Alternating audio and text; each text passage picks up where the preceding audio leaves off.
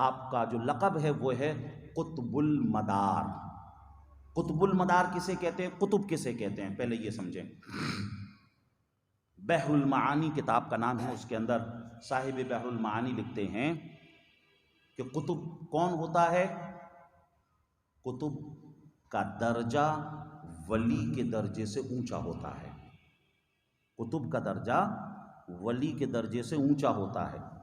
ایک قطب کے پاس اتنا پاور ہوتا ہے، وہ جب چاہے جس ولی کو بھی چاہے ولایت سے معزول کر دے۔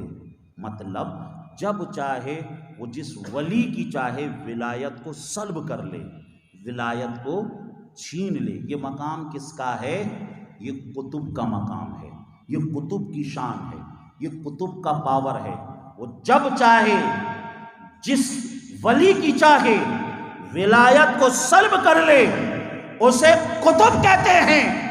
اور قطب المدار اسے کہتے ہیں وہ جب چاہے جس قطب کی بھی چاہے قطبیت کو سلب کر لے، اسے قطب المدار کہتے ہیں۔ قطب المدار کا پاور، قطب المدار کا مقام، مرتبہ، عظمتیں، رفتیں سمجھ میں آئیں کہ وہ جب چاہیں جس ولی کی بھی چاہیں ولایت سلب کر لیں، جس قطب کی بھی قطبیت چاہیں سلب کر لیں۔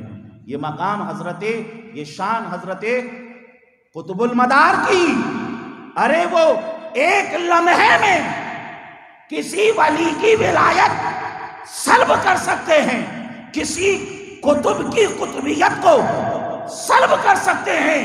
تو ہمارا بھی ذہن کہتا ہے وہ ایک نظر میں جب چاہیں جسے چاہیں ولی بھی بنا سکتے ہیں، قطب بھی بنا سکتے ہیں۔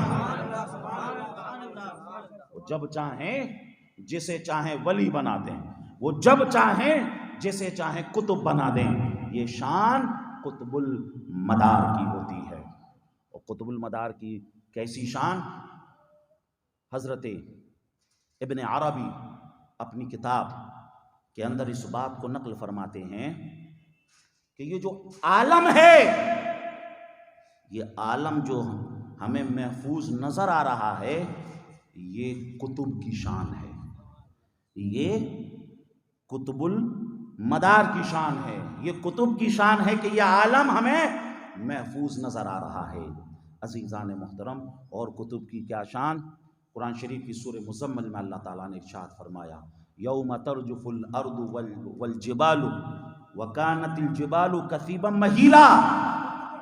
اس آیت کی تفسیر میں صاحب تفسیر عزیزی اس بات کو نقل فرماتے ہیں کہ زمین اور آسمان یہ اپنی جگہ پر جو قائم ہیں، یہ قطب المدار کی وجہ سے قائم ہیں، یہ قطب کی وجہ سے قائم ہیں۔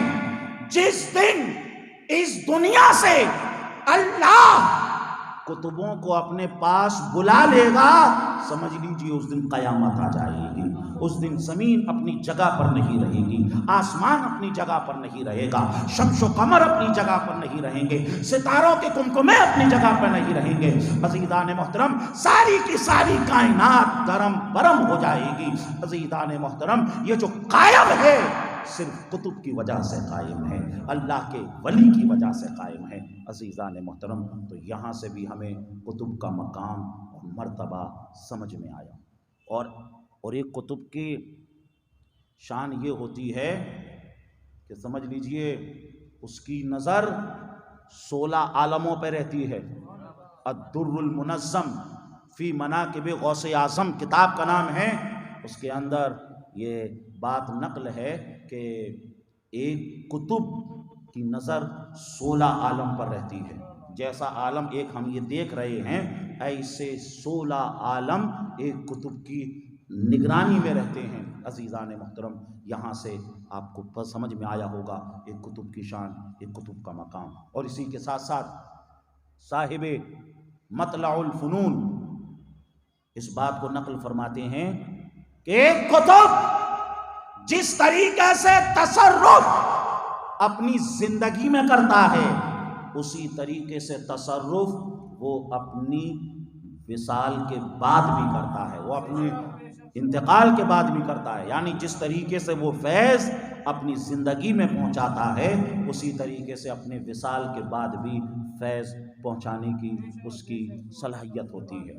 اور علماء بیان کرتے ہیں اگر کسی کو حضرت قطب المدار کا فیضان دیکھنا ہو تو ایک کاغذ پر سب سے نیچے اپنا نام لکھے، اس کے بعد حضرت قطب المدار کا نام لکھے، پھر اس کے بعد رسول اللہ کا نام لکھے، یعنی نیچے اپنا، اس کے اوپر قطب المدار کا، اور پھر سب سے اوپر رسول اللہ کا نام لکھے اور بیٹھ جائے، تھوڑے سا تصور قطب المدار کی طرف لگائے۔ عزیزان محترم، علماء کہتے ہیں اگر کوئی ایسا کر لے گا تو چند سیکنڈوں کے اندر وہ حضرت قطب المدار کے فیضان کو محسوس کرتا ہوا نظر آئے گا۔ یہ حضرت قطب المدار کی شان۔ کبھی آپ مکن پور شریف گئے ہوں، آپ نے دیکھا ہوگا کہ جیسے ہی اس احاطے میں پہنچتے ہیں جہاں آپ کا مزار ہے، ایک عجیب طریقے سے ہیبت طاری ہو جاتی ہے۔ سمجھ لیجئے جب ان کے مزار کے اوپر نظر پڑتی ہے تو جسم کے رونگٹے بھی کھڑے ہو جاتے ہیں۔ یہ آج بھی ان کے مزار کی شان ہے، یہ آج بھی ان کے مزار کا مقام ہے کہ آپ کو فیضان محسوس ہوتا ہوا نظر آئے گا۔ عزیزان محترم، یہ میں آپ کو لفظ قطب کے بارے میں بتا رہا تھا۔ اب آ جائیے ہم